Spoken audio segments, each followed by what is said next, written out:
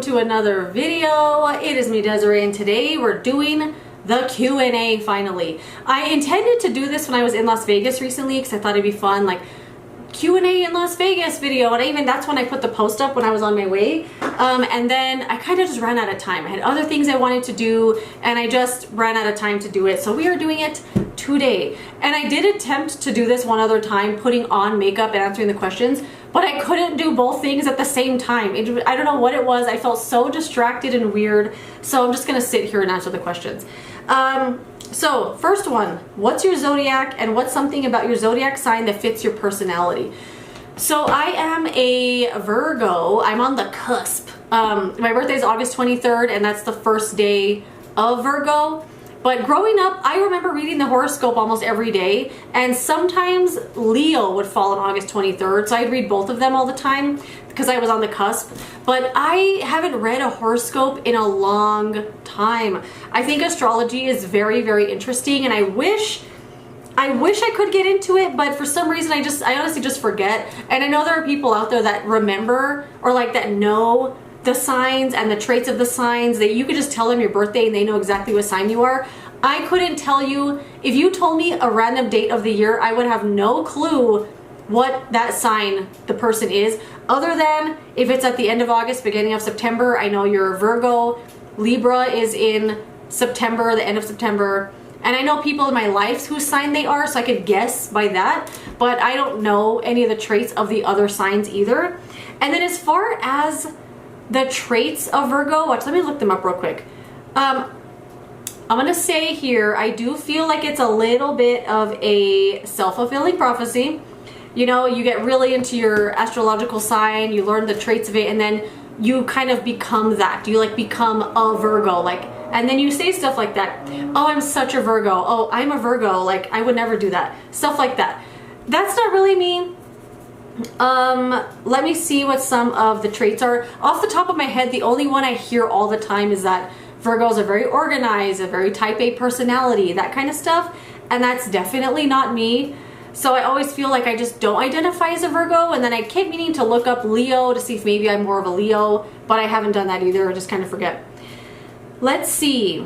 On the appearance, Virgos are humble, self-effacing, industrious, and practical, but under the surface, they're frequently natural, kind, sympathetic, as befits their zodiac sign. Virgos are methodical and quick thinkers, yet they have so much mental energy, they're frequently stressed and tense. Let me see. Analytical, hardworking, judgmental, reliable, fussy, intelligent, perfectionism, critical, overthink a lot, pessimistic, patient. I am very patient, I will tell you that much. Working in retail, you will have the patience of a saint after a while. Perfectionism, no. Overthink a lot, not even close. I underthink everything. So I don't think I really fall onto a Virgo, but I keep meaning to look up Leo. But yeah, that's that.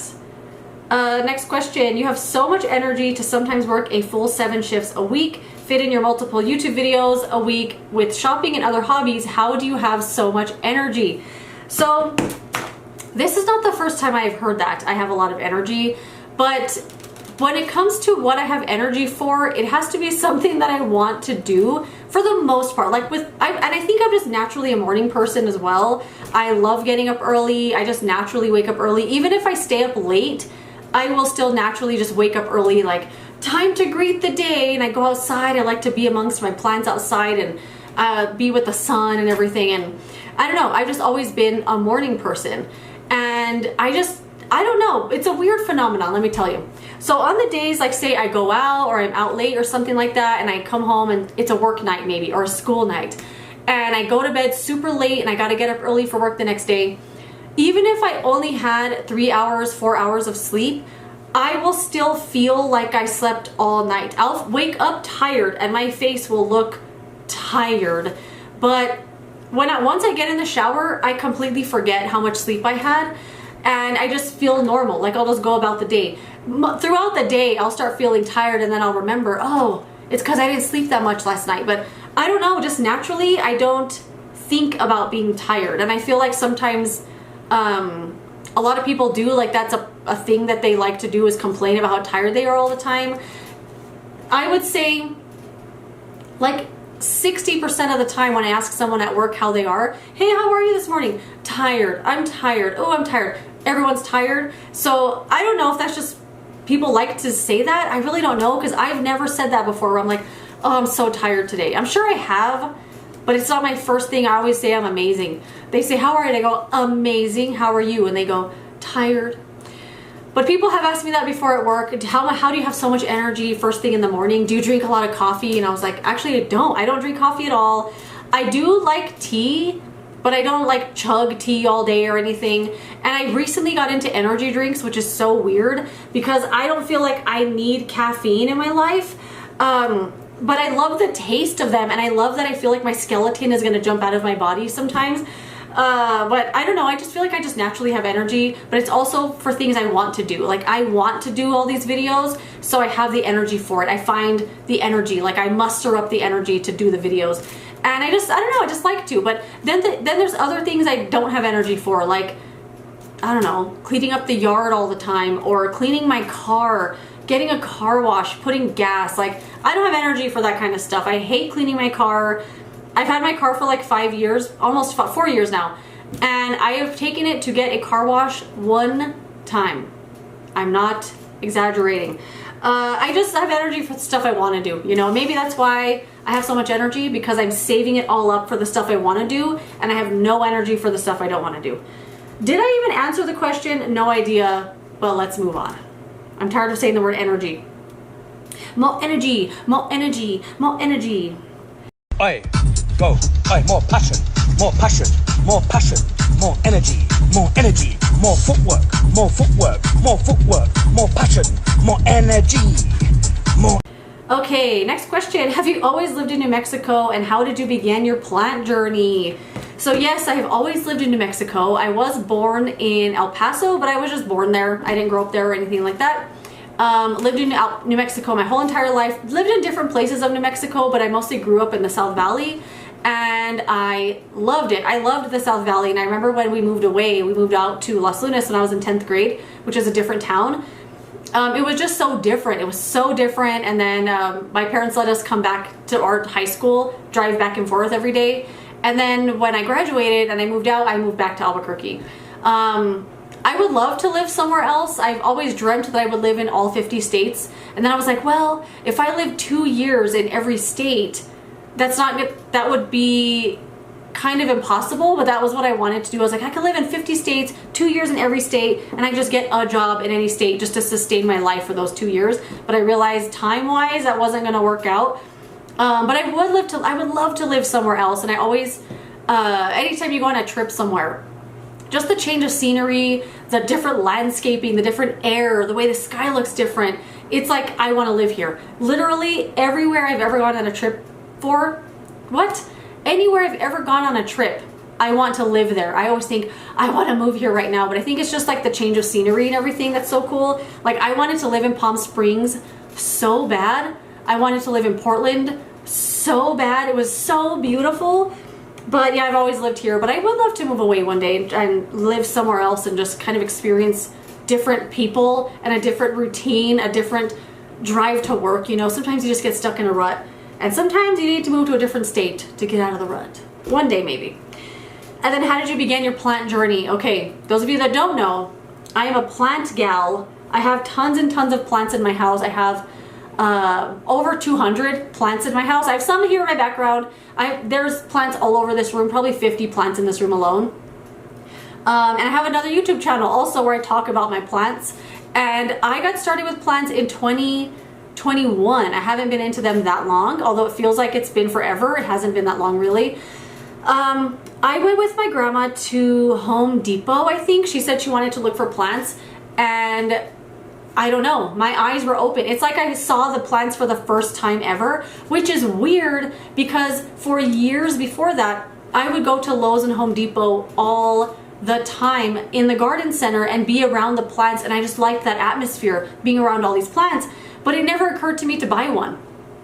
I don't know why. Never occurred to me. And I also thought houseplants were like cut flowers, where you just have a bouquet of flowers and you have them in water until they die and then you throw them away. That's what I thought of houseplants. I really did. I thought you just had them until it died and then you threw it away. And I don't know, I never knew you watered it and took care of it and repotted it. Never entered my mind to do any of that. Until that day I went with my grandma plant shopping and she was picking up plants and I was like, oh my God, it's like I was seeing them for the first time. And I just turned and said, I'm gonna get really into houseplants. And then I did. I bought several plants that day. And I remember going back to my grandma's house and I was like, how do I take care of it? How do I learn about these plants? And she said, it's on YouTube. She said, just type in houseplants on YouTube and everything's there. And I was like, why? It never would have occurred to me to look on YouTube. I don't know why, because I kind of stay in my lane with YouTube. I'm not like exploring all kinds of stuff. Whatever pops up on my feed, my recommended feed, that's kind of what I look up or what I get into, I guess. And I typed in houseplants and my life was forever changed. I didn't know there was a houseplant community. I didn't know people were that into plants. I didn't know people like did videos on them. It was the craziest and coolest thing I'd ever seen, and I got so obsessed with it that I ended up starting my own channel. I like wanted to talk about plants so bad. So that's how I got started. I just saw some plants at Home Depot one day and then looked them up on YouTube, and then that was it. That's it. So if you're interested in houseplants or want to see videos of my plants, I think I have my channel linked below, but I'll make sure it's linked below in case you want to check it out. And you could look at my plants. I don't know. Okay, so I did look at Bridget's. Bridget sent me a few questions here. Purposeful pursuits. And some of them like gave me pause because I was like, these are deep. These are some deep thinkers right here. What's a goal you want to accomplish for your YouTube channel this year? So there's a couple questions here. So we'll go with that one first. A YouTube goal I would like to accomplish. I would like to continue doing the videos as many as I can. I've been trying to do 5 a week. Sometimes it ends up only being 3 or 4, but I'm going to do as many as I can, you know, with my life and everything going on. So I would still love to continue to do as many videos as I can. I feel more connected to my products and to the audience and the people that watch my videos when I do more videos. I'm terrible at answering the comments on time. Sometimes it's like 2 weeks. So I'm like, oh crap, I gotta answer these comments. But I see them and I do read them as they come in, but sometimes I'm not good at responding immediately. I'm gonna try to get better at that though. But I love doing the videos. I love doing a lot of videos, so I do want to continue that. And then I would love to hit 4,000 subscribers eventually. I feel like I'm getting there slowly, so that's a goal I would love to hit this year. But ultimately, that's not up to me. Like, it's up to whoever watches the videos to subscribe. So, I mean, I guess I would like to hit it, but that one's not, you know, I don't make that one happen. And what's a personal goal you want to accomplish this year that you're comfortable sharing? Okay, I thought about this question a lot because I was like, when is the last time I set a goal for myself, you know? I feel like I set a ton of goals, things I want to do. I make grand declarations that I want to accomplish, and then I just don't do them. I immediately forget that I wanted to do the thing. I put the thing out of sight, so of course it's out of mind. If I don't set, so literally my calendar on my phone is full of things, like multiple things every day that are just like stuff that you shouldn't be forgetting, like renew your registration, go for a walk in the morning, that kind of stuff. So I feel like I forget things very, very quickly. I have a really bad memory and I have to write them down. So the goal that I set for myself at the beginning of the year was I wanted to get in shape and feel fit and feel strong. I don't want to feel so weak because I'm going to be 40 soon and I don't want to turn 40 feeling not good. You know what I mean? This hair is driving me crazy. I don't know what to do with it. I want to feel good and strong and healthy and like I just want to feel good. So I set that goal for myself at the beginning of the year, immediately forgot about it. And then it was like a couple months ago and I said, you know what, I'm gonna start now because I got 6 months to go and I'm gonna feel good. I'm gonna start my 40th birthday feeling great. Immediately forgot. And then at the beginning of June, I said, you know what, you got 3 months to go. You got 3 months to get in shape. It's the middle of June, still haven't done it. But that's a goal I would like to accomplish this year, is to actually stick to something or to stick to that. But another thing I have, I'm pulling out something to show you.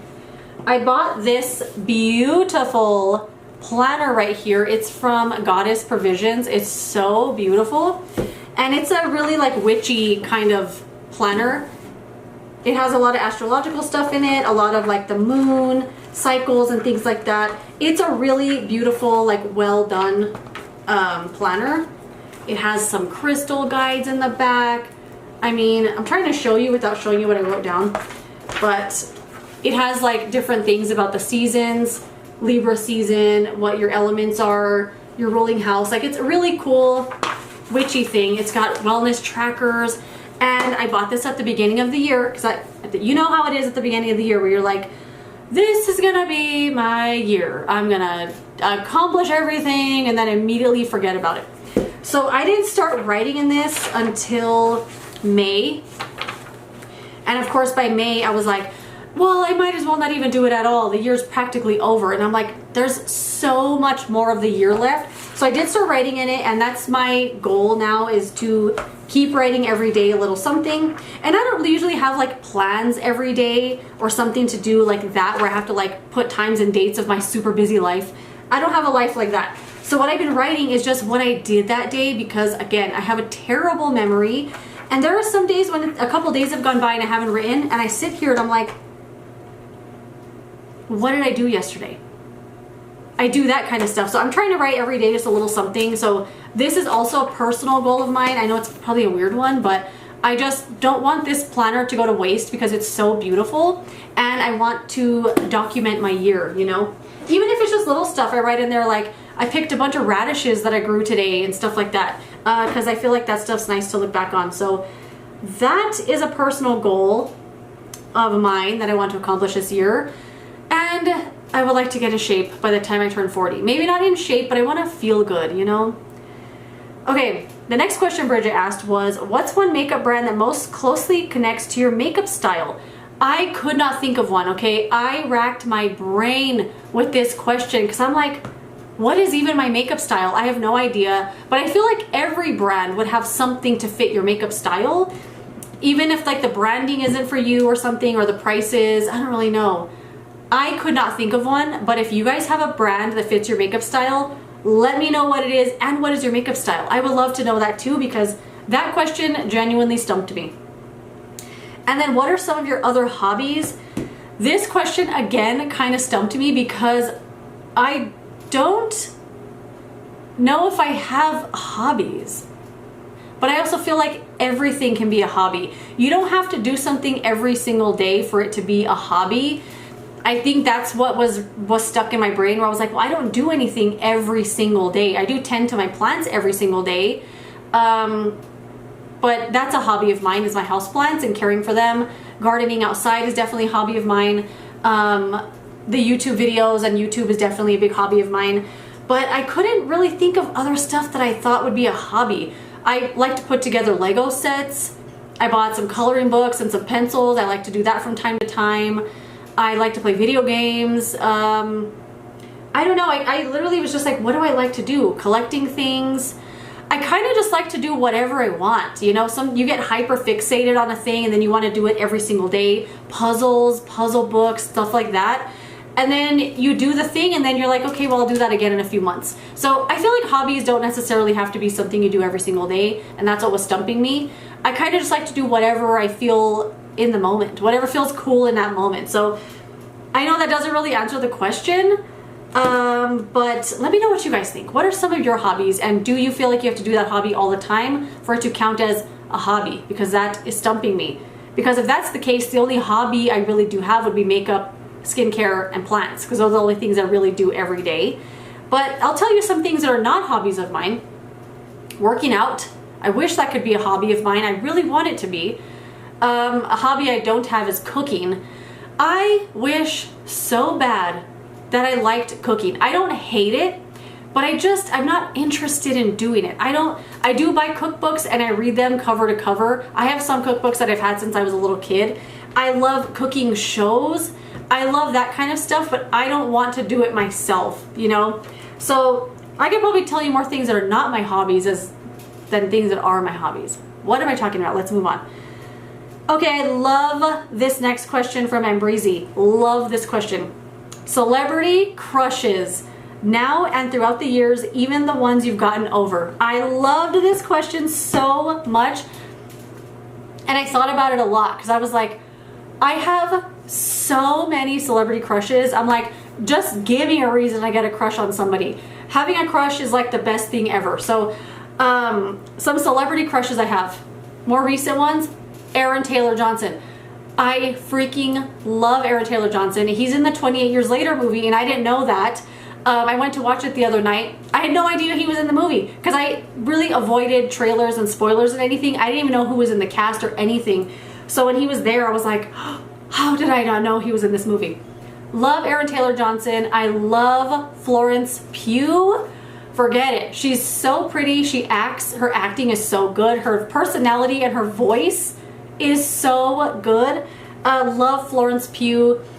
What are some more recent crushes of mine? I feel like I can't think, but I always tend to say my boyfriend is in that movie. Oh, my boyfriend's in that movie. Johnny Depp, that's my boyfriend. Aaron Taylor Johnson, my boyfriend. Anyone like that, Cillian Murphy, I'm like, oh, my boyfriend's in that. So I tend to do that a lot. But as far as like celebrity crushes that I used to have that I've gotten over, I feel like one of my biggest ones was Chris Kirkpatrick from NSYNC.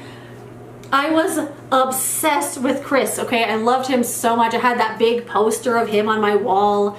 Haven't thought about him in a really, really long time. But yeah, that was a big celebrity crush of mine. Got over that. Kind of just grew out of it, I think. And then NSYNC stopped performing, so I didn't really like... there was nothing to follow of theirs anymore because they stopped performing as a group. Every now and then they do something, but that was a big one for me. Megan Fox was a huge one. Loved Megan Fox so much. She's still fine like now, like she's very pretty and everything, but not like I used to be obsessed with her. She was so cool back in the day. And I think like a lot of the early 2000s teen stars, like crushes on all of them. I can't possibly name them all right now. I can't even think of them, to be honest. But celebrity crushes now, I mean, there's so many. Everyone's my boyfriend, everybody. I recently got a crush on Tom Hiddleston because I watched him dance. I watched him dance in a video. He was on Graham Norton, I think, and he was just dancing, and I sent this video. I don't know if I sent it to Bridget or I told her about it because I was like, I'm obsessed with it, and then she told me she had a crush on Tom Hiddleston and she watched the same video over and over. I loved it so much. It's just like any little thing and I will get a crush on you, so don't tempt me. But I love having a celebrity crush. I love it so, so much. I'm sure I'll think of more as I go along, like as I think about it. If I can think of more, I'll comment them in the comment section because I love having a crush. I love it so much. So if you guys have celebrity crushes, let me know what they are because I have so many that I can't even think right now. But I will say a couple lifelong crushes of mine. Johnny Depp. Johnny Depp forever. I watched him in Sleepy Hollow. That was my first Johnny Depp movie I had ever seen. I was crazy and I was like, this is the best movie ever. Christina Ricci's in it, another lifelong crush right there. She's in the movie, the atmosphere and everything is just so great. And ever since then I started following him and his acting career ever since. And I remember the year that Pirates of the Caribbean came out on DVD. I got multiple copies of it for Christmas because everybody knew how much I loved Johnny Depp.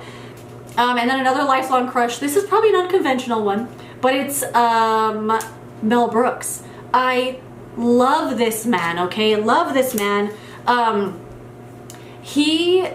I discovered him when I first watched Robin Hood Men in Tights with Carrie Elwes. Another crush right there. Him in that movie is so perfect. I love that movie. Anyway, I didn't know who Mel Brooks was, but I loved the movie so much that his name was attached to the movie. So I was like, what else does this guy do? And from then it was just a rabbit hole. I became obsessed. I absolutely love his style of comedy so much. And I know it's an unconventional one, but I love him in History of the World Part 2. History of the World Part 1. The way he sings and dances, his little mannerisms and smile and everything. Oh, I love that movie so much and I love him in that movie. I'm sure I will think of more crushes as I go along, but I have so many and I will get a crush for any reason. A musician who could sing well, play the guitar, or play an instrument at all. A good actor, someone who's funny. I'm just like head over heels for everybody. Anyway, let's move on. How was your vegan journey? How did you start your lifestyle? I'm vegan as well, and it's always nice to hear about someone else's journey. So I started eating vegan when I was 20 years old. I was 20. Okay, because I remember I was just about to turn 21, and I want to say it was I got makeup on the table. I want to say it was the summer of when I was about to turn 21. I don't remember what year that is, but it was a long time ago because I'm 39 now. So I've been eating vegan for a very long time, and I got interested in it from music. A lot of the bands I really liked and musicians back then were a lot of punk stuff, and a lot of them were vegan and talked about animal rights and stuff, and of course I wanted to be like them, so I got all into it too, and I genuinely liked it though. And then at the shows and stuff, they would have pamphlets or whatever at their merch table about animal rights and stuff, and I just got really into it. But then I watched a video called Meet Your Meat, and it was like a slaughterhouse video, and it was so crazy to watch. I couldn't finish it. I was bawling my eyes out, and I immediately went vegan overnight, and I haven't looked back. I'm sure there are things here and there, and I know intentionally as well, that I've eaten that are not vegan, mostly at restaurants and stuff. I was a lot more rigid in the beginning, but I've loosened up a lot now because I'd rather not waste the food, you know? So if I ordered something, hey, you know, whatever, salad, no cheese. It comes out with shredded cheese all over it. If it's easy to just, for the most part, pick all the cheese off, I'm just gonna do that instead of throwing it away. Stuff like that, I've loosened up a lot on. If I ask for dry toast at a restaurant, because I know they're probably gonna use some butter or something, dry toast, but it comes and it's obviously moist, like it has butter on it, I'm just gonna eat it. You know, I felt worse sending it back and then throwing it away than just eating it and getting over it. But it has been a very long time, and I go back and forth on, like right now it's just what I do. It's not a thought. I don't think about stuff. There's a lot of stuff I don't consider food. There's parts of the grocery store I never even go to because I'm never gonna buy that stuff. I do wish I ate better food. I eat a lot of vegetables and a lot of fruit during the summertime, but I wish I had a more like robust amount of food. Like, I watch Fully Raw Christina, and I love her. She's a raw vegan, and she eats massive amounts of food, and I always feel like I need to eat that much in order to get all my vitamins and minerals. And I definitely don't get enough protein. I know that for sure because I don't know. I just don't feel like I do. I don't track it very much. I feel like I eat enough protein, like foods, containing foods, but I've always wanted to figure it out, maybe with some blood work or something. Yeah, that's how it went. It's still going well, going strong. And don't get it twisted, okay? Being vegan does not mean you are healthy. It does not equate healthiness whatsoever. There is a phrase called junk food vegan, and it's someone who just eats like the prepared foods, the convenience foods, the frozen chicken patties all the time, chicken nuggets and stuff like that, or, you know, chicken, you know what I mean?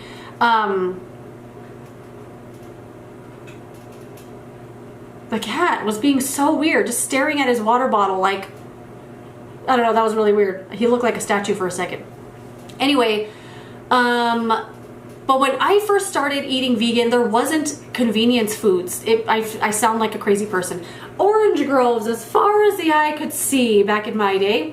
But back then, there wasn't a lot of convenience foods. There weren't. Impossible didn't even exist. Beyond didn't even exist. So unless they did and I didn't know, but they're not big like they were now. Lots and lots of brands have come out with vegan stuff. A lot of convenience foods. So I'm used to not eating that. I don't eat vegan burgers all that often. I rarely buy them. Burger King's probably the only place I'll go to get one. I don't buy the patties. I don't buy a lot of that stuff because I'm just used to not eating it. But you definitely could. I feel like that's a good way to get, and definitely a good way to ease your way into eating vegan if you're one of those people that wants to explore it, but you're like, I could never give up cheese. People say that all the freaking time. That's the first thing people say, because I never tell anybody I'm vegan because it's the most embarrassing thing for me. But when they find out for some reason, or they see what I'm ordering or see what I eat regularly, they'll ask, and I go, oh yeah, I don't eat meat or whatever, and they go, I could never give up cheese, and I'm like, what am I supposed to say to that? I don't know. Anyway, but you can eat a lot of convenience foods. I'm used to not eating it because I ate for years and years and years without them, and they were disgusting back in the day. The worst yogurt I've ever had in my life, I ate 20 years ago. The worst lunch meat of my life, I ate 20 years ago. I remember it so well because it was from Tofurky, which is one of the worst brands ever. I hate that brand so bad. I remember so well eating the sandwich because it tasted and smelled like dog food. I don't know if they felt like they had to put in an imitation meat smell, but I went to bite the sandwich with this fake meat in it, and just the essence of the meat smell went into my mouth and I couldn't swallow it. I was like, this is the most disgusting smell in the world. And I'm not even picky about food like that. I could not eat it. So back then food was disgusting. All the convenience foods were terrible. The milk was terrible. The ice cream was the worst I'd ever tried. Yogurt, awful. And like I'm saying, I'm not even picky about food like that, but it was just inedible. Like they were trying, but it was awful. But nowadays, you would never even know some of this food is vegan, you know? So it's very, very easy to be vegan nowadays. Anyway, that was a long-winded answer. Let's move on. Will you ever show your cat again? How funny that I was just talking about him. Yes, it's funny that you say that. I will take a picture of him right now inside of his house.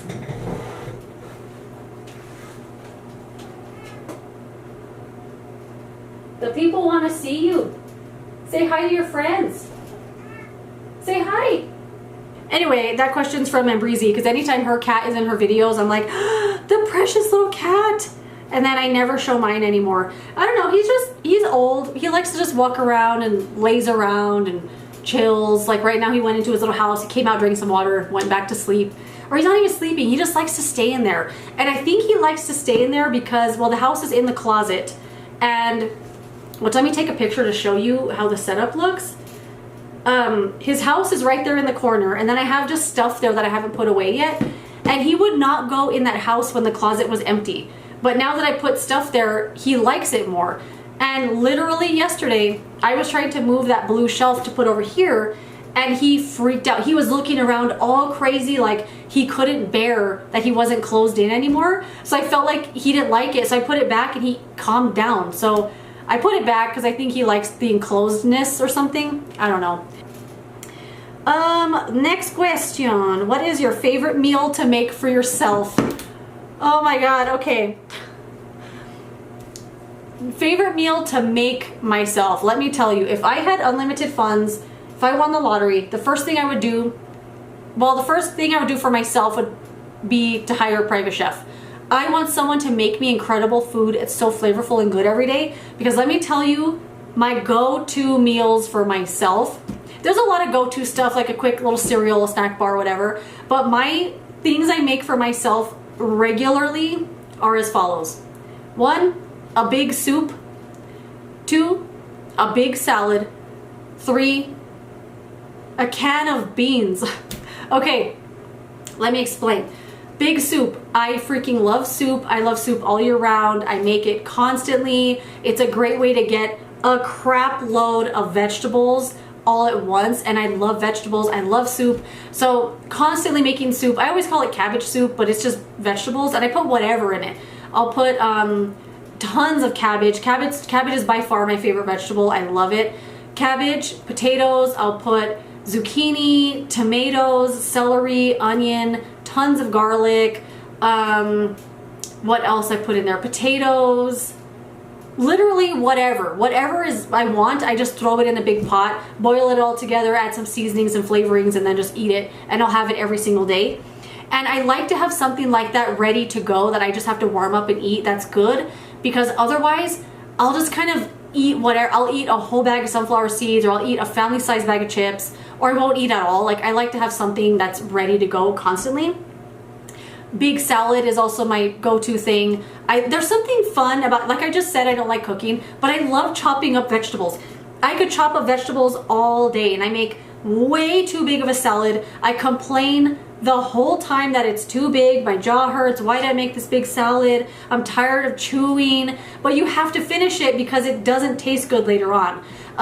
It gets soggy and stuff, and I'm not a big dressing person. Like, I'm not a big salad dressing person.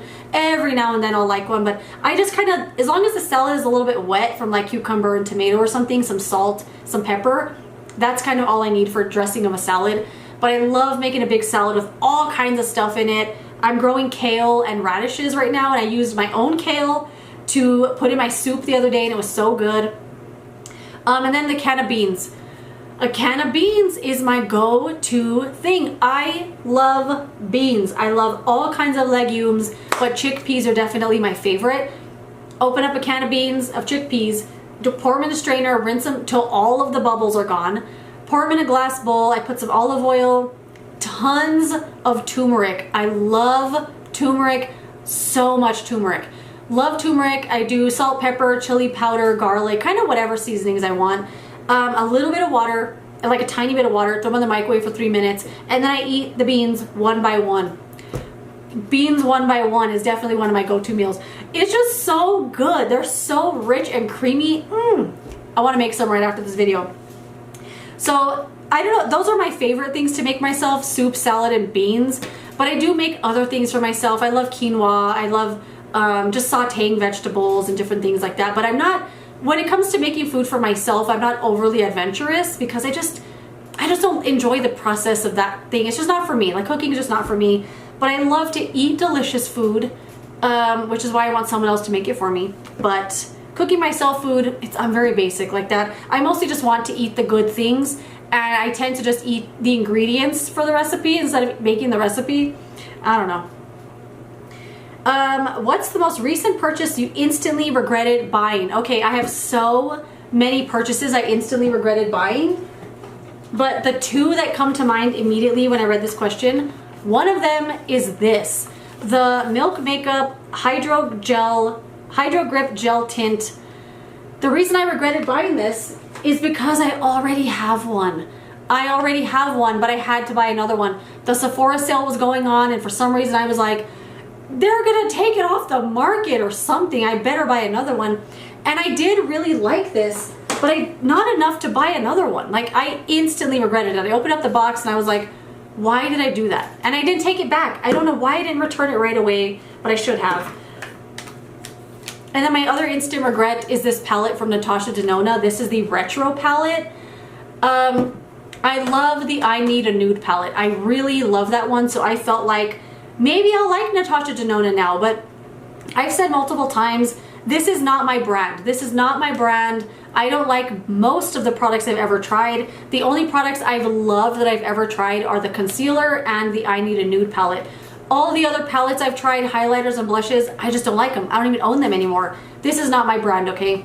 But I loved that palette and the taupe eyeliner so freaking much. I just felt like I'm gonna love this palette. And it was on clearance on Sephora, so I bought it. Instant regret, because although it looks pretty, it's so difficult for me to use it. I really do not like owning this palette. It doesn't bring me any joy. The colors are pretty, the palette's pretty. It's so hard to use. Instant regret right here. I knew I shouldn't have done it. I know the brand doesn't work for me. I should just stick to the concealer and the palette that I love, and that's it. But those are a couple instant regrets, but I do have a lot of other regrets. Stuff I buy. It's especially stuff I buy online impulsively, and it shows up and I open the box and I'm like, why did I buy that? Why did I buy that? But I can't think of those right now. But these two, instant regrets here. Okay, last question was, have you ever ridden a horse? And I don't think I've ever ridden a horse. I know that's a weird answer, but I have a memory in my head that I think I made up. I think I made it up because growing up, my grandparents on my mom's side had a horse, and they had a really large backyard with like a corral and everything for this horse. And I remember watching other people ride the horse, and I remember always wanting to ride this horse, but I don't know if I actually did. It was a white horse named Paloma. I don't know if I actually rode the horse, but I feel like I did, but I don't have an actual memory of it. I really think I made it up. So I have never ridden a horse. I'm guessing this person, well, their channel name is Coffee and Horses, so I'm guessing you are a horse person, but I have never ridden a horse. I don't think. I don't know. But anyway, that's it. Those are all of the questions. If you asked me a question, thank you so much. Hopefully I answered it. I don't know. I feel like I just talked and talked and talked about nothing. But if you have any other questions, leave them in the comments down below and I will do another video eventually. But yeah, that is it. Thank you so much for watching this video. If you enjoyed it, don't forget to give it a thumbs up, subscribe so you don't miss my next one, and I will see you later in another video. Goodbye.